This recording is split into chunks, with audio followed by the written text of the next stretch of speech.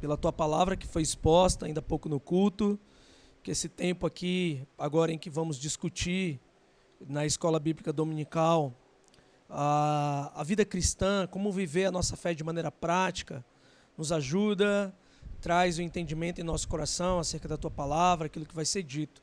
Pois oramos no nome de Jesus, amém. Na semana passada eu falei que nós vamos ter 9 módulos daqui para frente. Começamos o módulo 1, que era o módulo introdutório, e nós vamos usar esse livro. Eu não vou fazer como da outra vez, que comprei esses livros e depois repassei para os irmãos. Os irmãos, se tiverem interesse, o título está aí, o livro está aí na plataforma Kindle, ou outra plataforma que pode ler em e-book, você pode comprar ou comprar diretamente na Amazon. Está R$17, é um livro muito bom, um livro que seria interessante você ter. Mas isso fica à disposição de cada um. De maneira muito resumida, eu vou trazer os assuntos, cada módulo, cada tema, de uma forma panorâmica e tentar aplicar ela para o nosso cotidiano aqui. Então, quem está nos vendo pelo YouTube, talvez tenha um pouco de dificuldade de entender a ministração desse conteúdo. Antes de começar a fazer uma pequena explicação, né, que nós estamos no processo de plantação de igreja aqui. Nós ainda não temos uma igreja formada. Nós somos uma congregação de uma igreja que fica lá em Ananindeua, no interior do Pará, não. Ananindeua, ali do lado de Belém, a ICEA, a Igreja Cristã Evangélica da Amazônia, e temos esse trabalho aqui em Tomé Açu. Então, por isso, em determinados assuntos, eu não busco aprofundar muito como o assunto merece, tentar trazer de maneira mais panorâmica, para que haja um entendimento, mas eu espero, vocês que nos assistem já estão mais avançados nesses estudos, possam aí grifar algumas coisas importantes. Eu espero ser bênção na vida de vocês também. Vamos lá. O tema desse módulo é a ótica do Evangelho. Quando nós olhamos para essa frase, o que vem à mente? O que é a ótica do Evangelho? É o modo o qual nós vemos o mundo. Antes nós víamos o mundo pela visão, pelas lentes dos nossos pecados, dos nossos interesses. E depois da conversão, a lente pela qual nós olhamos o mundo deve ser o Evangelho. Nós não podemos ter dupla personalidade ou dupla visão. Ou nós vamos olhar o mundo na perspectiva que o mundo se vê, ou nós vamos olhar o mundo na perspectiva do Evangelho. A conduta certa é olhar o mundo na perspectiva do Evangelho, a ótica do Evangelho, olhar as coisas pela lente do Evangelho. Esse conceito se confunde um pouco com cosmovisão. Cosmovisão é uma forma de ver o mundo. Cosmovisão, maneira de ver o mundo. Como nós enxergamos o mundo. Como que nós analisamos aquilo que está acontecendo diante de nós. Para o cristão, ele precisa observar o mundo, precisa reagir ao que está acontecendo ao mundo, de maneira que seja compatível com o Evangelho. Porém, é preciso nós entendermos o que é o Evangelho. Essa é uma pergunta que ela tem uma resposta fácil, porém, é uma resposta que poucas pessoas sabem, mesmo frequentando a igreja há muito tempo. Se perguntarem o que é o Evangelho, a resposta número 1 é a palavra de Deus. A resposta número 1 é essa. Quando o Evangelho não é isso, ou não é somente isso. O Evangelho é uma expressão que a igreja usa muito, sem entender plenamente seu significado. O que significa Evangelho? Lembrando que, no original, o Evangelho significa boas novas. Boas novas diante do quê? Diante de péssimas notícias. Qual são as péssimas notícias? Que todos pecaram e estão destituídos da glória de Deus. Estão condenados em um estado de condenação. mas graças a Deus, por meio de Cristo Jesus, nós obtemos a salvação, perdão dos nossos pecados. Então, o Evangelho, ele não é simplesmente aquilo que a gente diz de, é o amor de Deus. O Evangelho, sabe, há muitos conceitos e conceitos equivocados. Se fala muito sobre o Evangelho, se tem uma linguagem evangélica, mas será que isso é tudo? Será que o Evangelho tem impacto no meu jeito de me vestir, no meu jeito de falar, no meu jeito de pensar? Será que esse Evangelho que eu professo está inserido, mudou a minha forma de ver o mundo? Mudou a minha cosmovisão? Mudou o meu jeito de falar, meu jeito de pensar, meu jeito de agir? Pois bem, vamos caminhar na direção ainda sobre o que é o Evangelho. Além de conhecer o Evangelho intelectualmente, e nós vamos conseguir, através das mensagens, uma retrospectiva das mensagens de Romanos, nós sabemos o que é o Evangelho. Romanos 1 fala o que é o Evangelho. É o poder de Deus. Nós precisamos aplicar esse conhecimento em todos os aspectos da minha vida. Eu não posso viver o Evangelho somente na igreja. E aí, isso acontece periodicamente, por quê? Porque o conceito de Evangelho é limitado. Então, para as pessoas, o Evangelho é uma religião, na qual eles vêm no domingo, prestam algum tipo de serviço religioso, em que eles vão, por conta disso, desfrutar da salvação, porque é ministrado isso, porém, nos restantes dos dias da semana, se vive como qualquer outra pessoa do mundo. Alguém que não tem a cosmovisão do Evangelho. Isso só é possível porque as pessoas não estão entendendo o Evangelho de maneira real, como ele é. O Evangelho não é só a palavra de Deus. O Evangelho é uma ação de Deus. O Evangelho é uma pessoa. Isso foi ministrado em Romanos capítulo 1, quando eu falei sobre o que é o Evangelho. O Evangelho é o poder de Deus. Indo para Romanos 1, capítulo 1, 16, diz o seguinte, o apóstolo Paulo, tá? Não me envergonho do Evangelho, porque é o poder de Deus. O Evangelho é o poder de Deus para a salvação. Por que a salvação é possível? Porque Cristo morreu em nosso lugar. Então é o poder de Deus ao enviar seu Filho para morrer em nosso lugar e ressuscitar dos mortos. Então o Evangelho é o poder de Deus. Nós não podemos esquecer isso. De todo aquele que, salvação de todo aquele que crê. Perceba que a salvação está sempre vinculada ao crer. Ao verbo crer. Não existe salvação se não crer. Não existe salvação fora do Evangelho. Não dá para separar salvação de vida cotidiana. A salvação terá impacto na vida cotidiana. O Evangelho é o poder de Deus. Muitos vivem com a visão incompleta do Evangelho. Ele é visto como a porta, a entrada, o acesso ao reino de Deus. Isso aqui é a parte que as pessoas conhecem. O Evangelho é visto como a porta, a entrada, o acesso ao reino de Deus.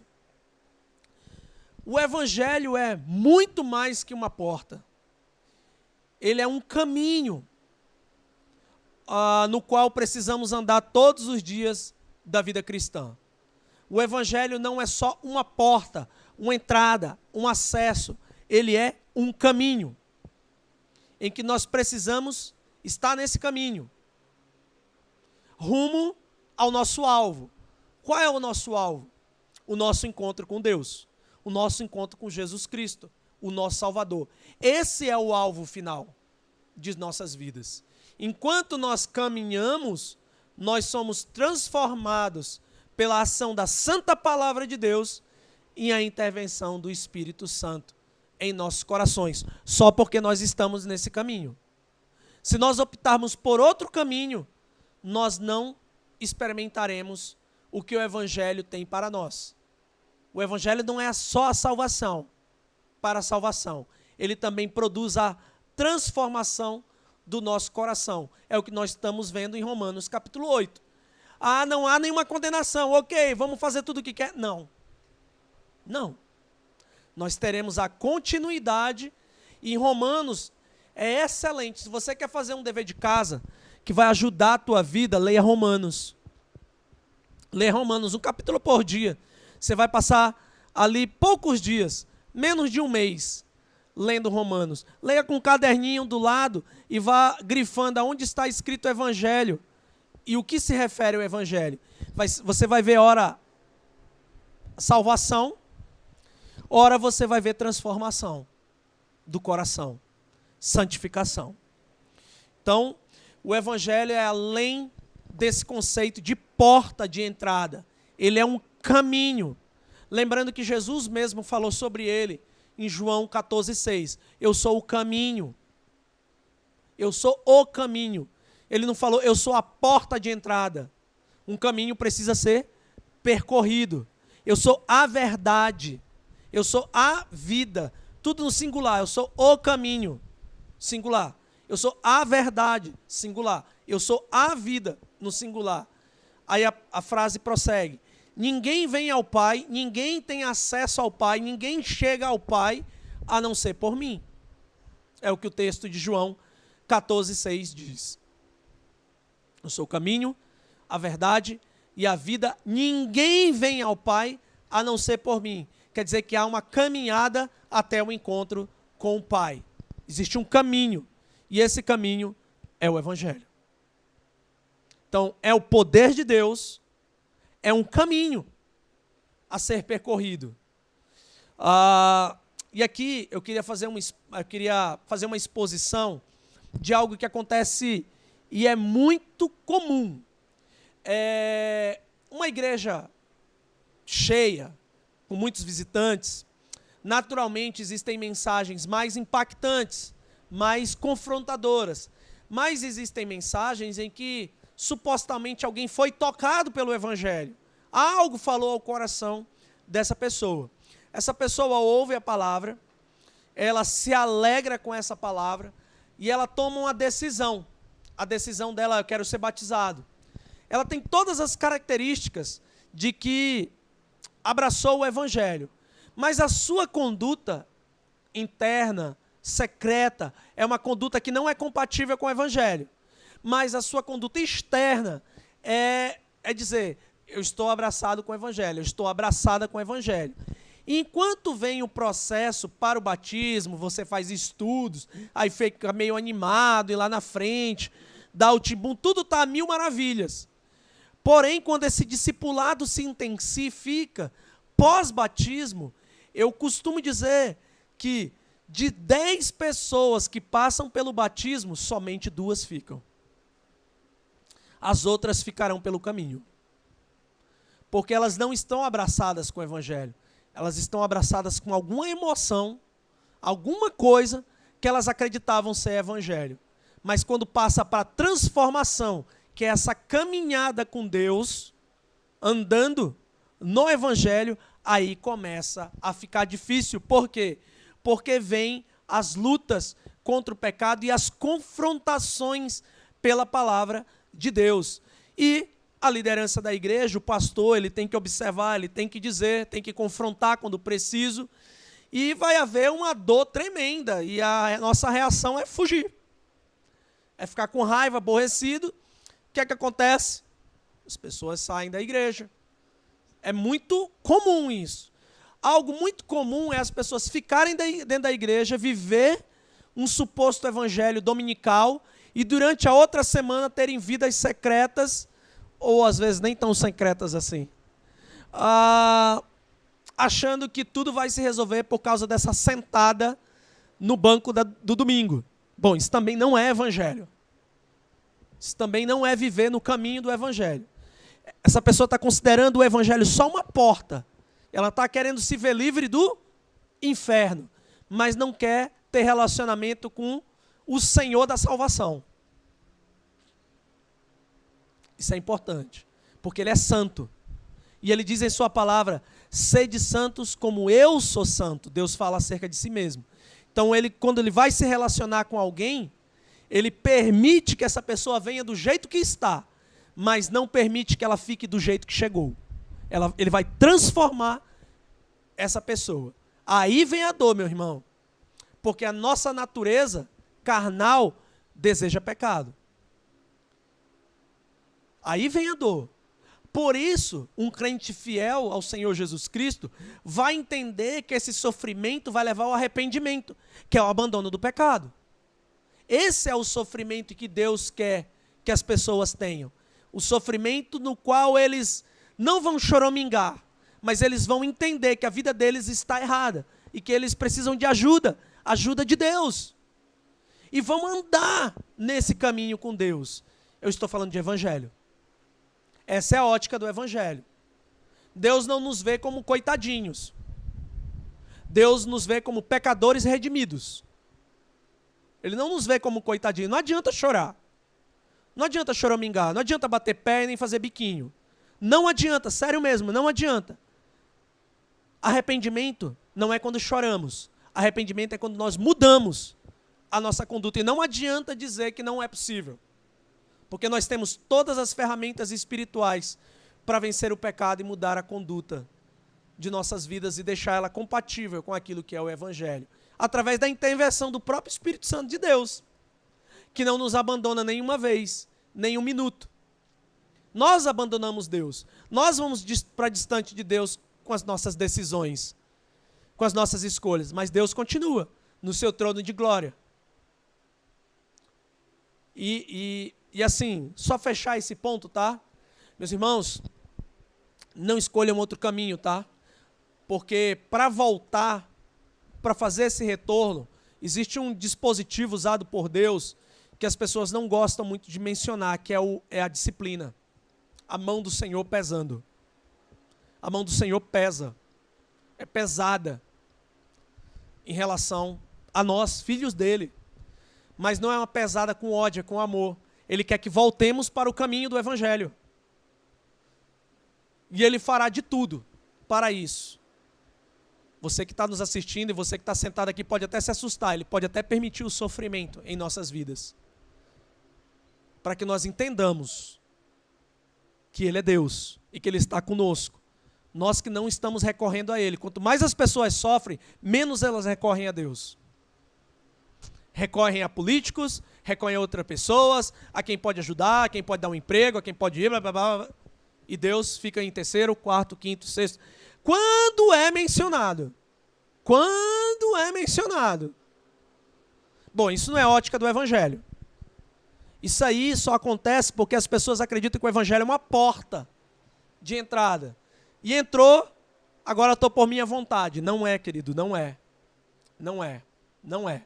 É um caminho. E Jesus fala que é um caminho muito estreito. Essa porta de acesso é estreito, o caminho é estreito. Não é largo.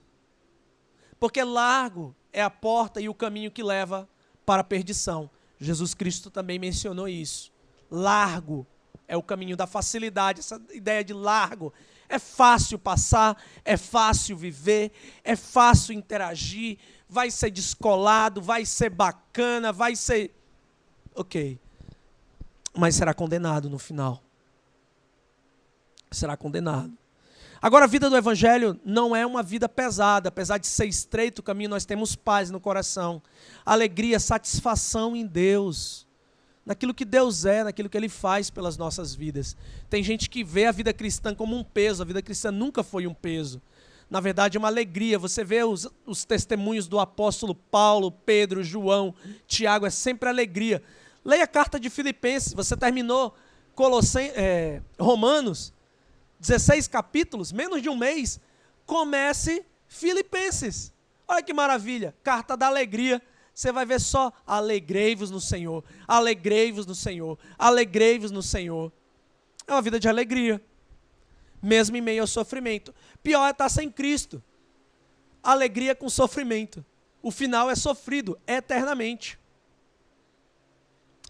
Portanto, nós precisamos entender que o Evangelho é um caminho. Ele é poder de Deus e um caminho no qual nós devemos andar. O Evangelho é poder de Deus e por ser um caminho no qual eu devo andar, eu não posso ter vergonha do Evangelho. Eu não posso ter vergonha de ser quem eu sou, cristão. Eu não posso ter vergonha de não escolher coisas que o mundo escolhe. Eu não posso ficar preocupado porque meu amigo ou meu parente está achando ruim que no domingo eu não estou no churrasco, eu não estou no aniversário, eu vou depois do culto. Eu não posso ficar com vergonha, constrangido em relação a isso. São as minhas escolhas enquanto evangélico, enquanto alguém que está se posicionando. São escolhas minhas. Se eu não vou optar por dar algo para minha filha que eu acho que, minha filha bebê, que eu acho que não é bom para ela, ou para os meus filhos, ou para minha esposa, ou para a comunidade, não importa se essas escolhas forem bíblicas, essas escolhas estiverem compatíveis no caminho que eu estou andando. Eu não posso simplesmente ouvir a multidão, só porque todos estão dizendo que todos estão fazendo aquilo, eu tenho que fazer também. Nem tudo que todo mundo está fazendo é certo. É verdade. E não é porque eu vou estar fazendo o certo, só eu estou fazendo. Tem muita gente fazendo o certo. Tem muito cristão, assim como nós, fazendo o certo também, sofrendo também com isso. Então nós não somos os seres mais especiais da face da terra, porque escolhemos fazer o certo. Isso é a nossa obrigação. Nós somos salvos, não precisa ser aplaudido por causa disso. É a nossa vida, é quem nós somos. O pastor não me elogiou, porque... Não! Nada disso. Eu faço, você faz, por gratidão a Deus. É por isso. É só por isso. Não precisa aplausos. Não precisa nada disso. Isso é o mundo. O mundo faz isso. Quando eu faço isso, todo mundo fica feliz, todo mundo dá risada. Tem gente que está vivendo conforme o mundo diz para viver. Usando as mesmas roupas, falando do mesmo jeito, assistindo as mesmas séries, conversando sobre as mesmas coisas. Cara, tem alguma coisa errada com isso. Tá até alguma coisa complicada aí. E quando vai se mencionar o Evangelho, se menciona com vergonha. Quase não sai as palavras pela boca. Agora, se for para falar de algo desse mundo, uau! Paulo diz, não me envergonho do Evangelho. É o poder de Deus, mas também é um caminho do qual eu ando. Eu não tenho vergonha desse caminho que eu ando. Não me envergonho de vir para a igreja. Não me envergonho de me submeter à lei de Deus. Eu não me envergonho disso. Eu não me envergonho das coisas que eu faço por ser quem eu sou. Eu sou cristão. Você é cristão, você é cristã. Você não deve ter vergonha da transformação que Cristo está fazendo em sua vida. Você pode entrar numa roda em que todo mundo está falando imoralidade. Se orgulhe por dar o passo para trás e dizer, falou galera, a gente se vê aí na semana que vem, tá bom? Passe por chato. É isso. Eu não me envergonho do Evangelho. Você se envergonha do Evangelho? Se envergonha do Evangelho? O Evangelho não é uma dancinha para atrair o pessoal, tá? Para culto. Ou uma frase descolada. O Evangelho é o poder de Deus. É o poder de Deus. É Deus que atrai. É Deus que traz as pessoas para ouvir a palavra dele. O Evangelho é um caminho. Um caminho no qual nós vamos andar, que nós não devemos ter vergonha do Evangelho. Eu tenho muito medo que um dia a igreja fique tão parecida com o mundo, mas tão parecida com o mundo, que não vai fazer mais diferença nenhuma no mundo. Não vai fazer diferença nenhuma mais. Nós somos conhecidos em todas as épocas por sermos pessoas que fazem a diferença no mundo, por aquilo que somos. Mas a nossa geração diz não. Para sermos e fazermos a diferença no mundo, nós temos que ser igual ao mundo.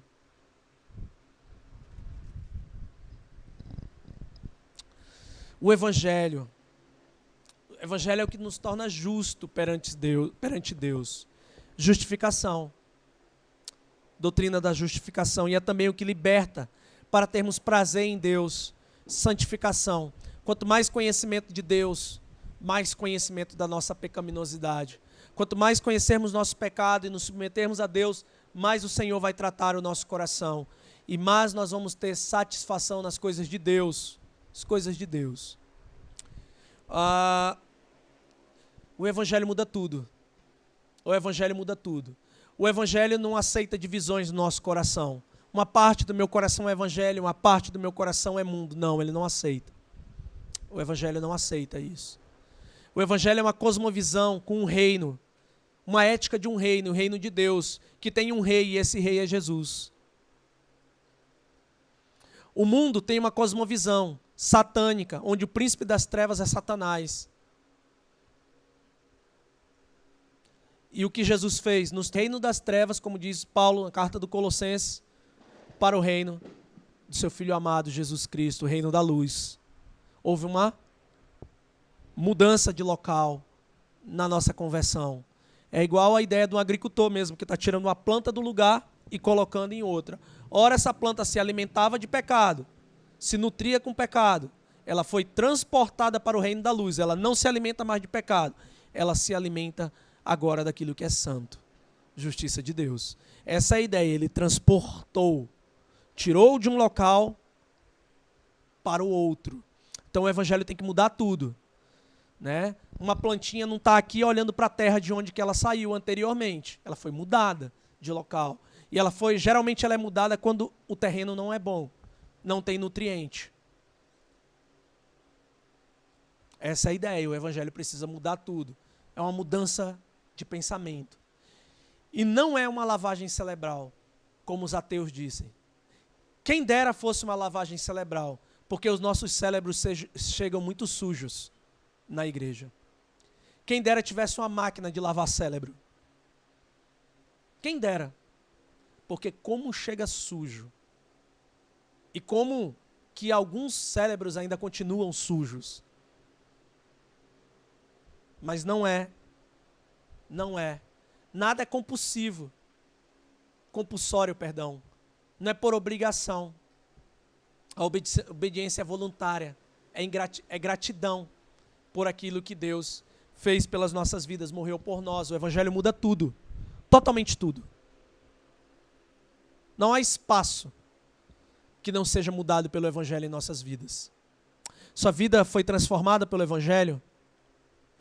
O Evangelho não é só uma porta para a salvação. O Evangelho muda tudo. Exatamente tudo. O Evangelho mudou teu jeito de falar. O Evangelho mudou teu jeito de pensar. O Evangelho mudou teu jeito de agir. Se eu tivesse a oportunidade de, como teu pastor, conversar com as pessoas que te conhecem na intimidade, perguntar se o Evangelho te mudou, qual seria a resposta deles?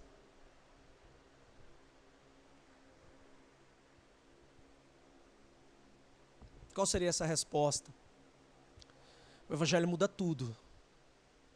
O Evangelho não muda só por fora. O Evangelho, na verdade, muda por dentro.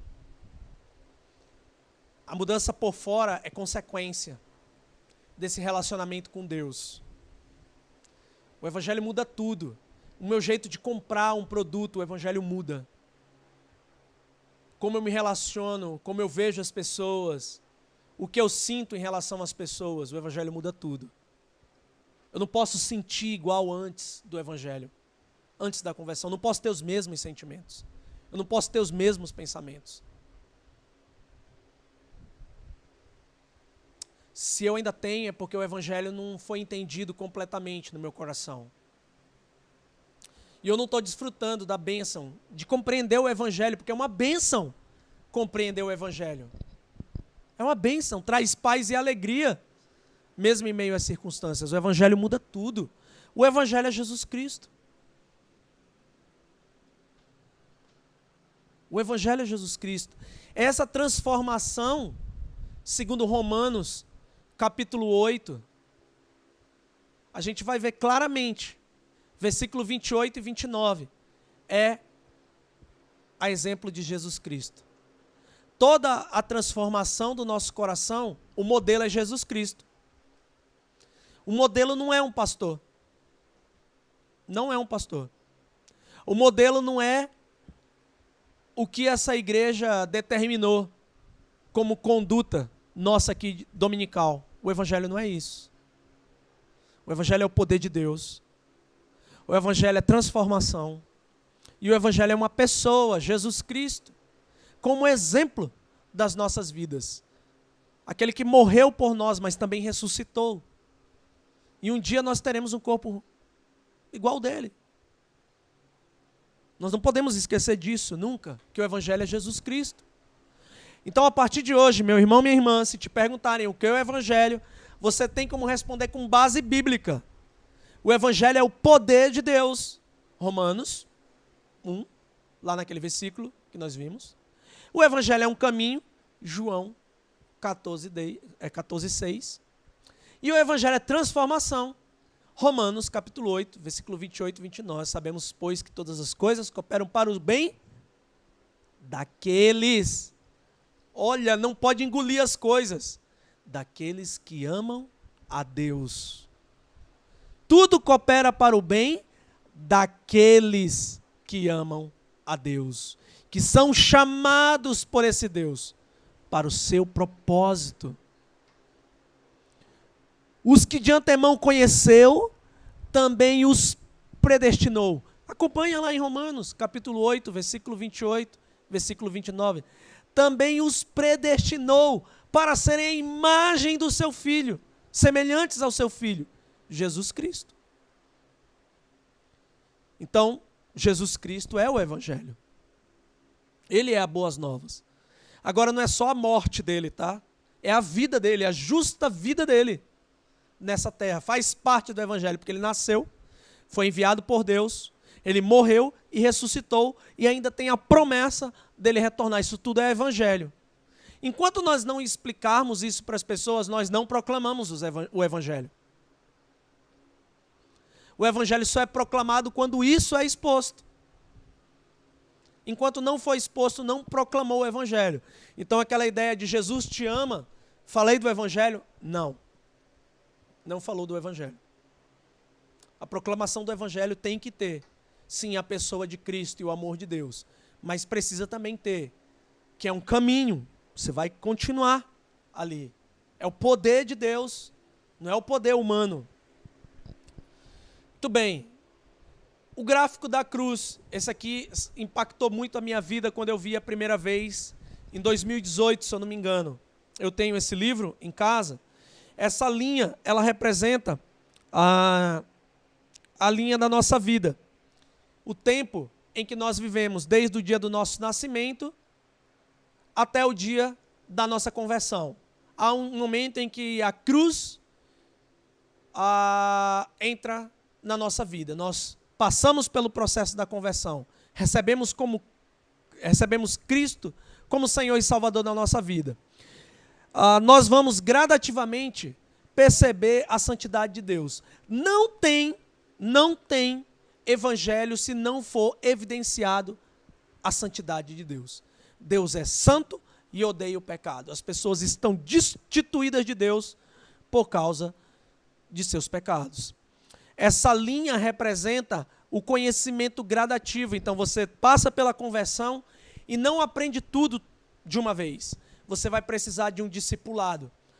Você vai precisar de alguém que te ensine sobre a santidade de Deus, sobre a lei de Deus. E você vai percebendo o quanto a cruz é importante nesse processo. Hoje nós falamos na pregação sobre o pecado que foi punido na cruz. Quanto mais percepção do que aconteceu na cruz, nós vamos entendendo cada vez mais a santidade de Deus. E quando nós vemos a santidade de Deus, nós olhamos para Deus, e aí depois nós olhamos para nós mesmos, o que acontece? Nós vamos reconhecendo de maneira crescente a nossa pecaminosidade. Nós vamos percebendo aquilo que precisa ser transformado em nosso coração. Então, ao passo que eu cresço no entendimento de Deus, do Evangelho, eu também cresço no conhecimento de mim mesmo, de quem eu sou, daquilo que eu preciso desesperadamente ser mudado na minha vida. E a cruz vai me ajudar. Porque Cristo morreu por esse pecado na cruz. E eu já estou perdoado. Agora eu preciso viver segundo esse perdão, mudando a minha conduta e tornando compatível com o Evangelho. O que acontece na prática? Na prática, enquanto a minha compreensão do meu pecado e da santidade de Deus crescem, tanto um cresce em uma direção e o outro cresce na outra direção, outras coisas também crescem na minha vida. Gratidão e meu amor por Jesus. Gratidão pelo aquilo que Ele fez na cruz. E amor, porque Ele me amou muito antes de eu amar. Antes de eu amá-lo. Então o amor é gradativo também. Cada dia que passa eu amo mais Jesus. Cada dia que passa eu sou mais grato a Jesus. Então na conversão você tem um nível de gratidão e amor por Cristo. Porém, durante a tua vida tu vai desenvolver isso. Isso é crescimento espiritual. Que as pessoas perguntam, como é que eu vou crescer no Evangelho? Quando você conhecer mais sobre a santidade de Deus, quando você conhecer mais sobre a sua pecaminosidade, é quando você vai crescer no Evangelho. E ao passo que você cresce nesses dois aspectos, você se torna mais grato a Deus. Porque você vai vendo o quanto que você é pecador. Não merecia a salvação, mas mesmo assim Deus salvou. Gratidão. Gratidão. E amor por Jesus. Amor por Jesus. Jesus disse, quem me ama, obedece meus mandamentos. Foi o que ele falou. Conclusão. Crescer no Evangelho significa enxergar a santidade de Deus e mais o meu pecado, né, do meu pecado. Enxergar mais a santidade de Deus e mais do meu pecado. É do meu pecado mesmo, eu que li errado. Eu preciso conhecer mais sobre a santidade de Deus todos os dias. E preciso conhecer mais sobre o meu pecado todos os dias. Essa é a ótica do Evangelho. Essa é a ótica do Evangelho. Eu preciso ter um alvo, ser mais parecido com Cristo todos os dias. É dessa forma que eu tenho que olhar o mundo, os relacionamentos. É dessa forma que eu tenho que olhar as pessoas. Eu queria terminar com um texto de 1 Coríntios, capítulo 1, versículo 30. Diz, porém, por iniciativa dele. Dele de quem? Deus. É iniciativa de Deus que vocês estão em Cristo Jesus. Lembra que a gente falou o que significa estar em Cristo Jesus e o que não é estar em Cristo Jesus? A gente viu isso na mensagem de hoje. Então é por iniciativa de Deus que estamos em Cristo Jesus. Porque se fosse por nós mesmos, nós não escolheríamos Deus. Essa ideia de eu escolho Deus, furada. Ninguém escolhe Deus. As nossas escolhas são totalmente erradas, equivocadas. Por iluminação de Deus, nós entendemos o pecado, a graça de Deus, e nos submetemos a essa salvação. Recebemos. A salvação é um dom. A palavra é presente. Então você recebe um presente não por mérito, mas por graça. De graça é dado a todas as pessoas. É por iniciativa de Deus que estamos em Cristo Jesus, o qual se tornou sabedoria de Deus para nós.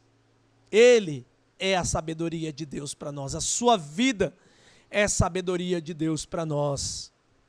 Isto é, justiça, santidade e redenção. Para que, como está escrito, quem se gloriar, glorie-se no Senhor. Ele é o Evangelho. Ele é o Evangelho. Jesus é o Evangelho. Tá bom? Espero que vocês reflitam naquilo que foi dito. Espero ter esclarecido mais sobre o Evangelho para vocês que nos assistem pelo YouTube. Vou fazer uma oração. E se tiver alguma dúvida, manda suas perguntas. Na medida do possível eu vou responder. Querido Deus, obrigado por esse estudo. Obrigado pelo teu cuidado com as nossas vidas. Dá, Senhor, uma semana em que possamos refletir sobre tudo o que recebemos aqui, tanto na mensagem que foi exposta no culto, agora nesse estudo também, que possamos absorver todas as informações e praticar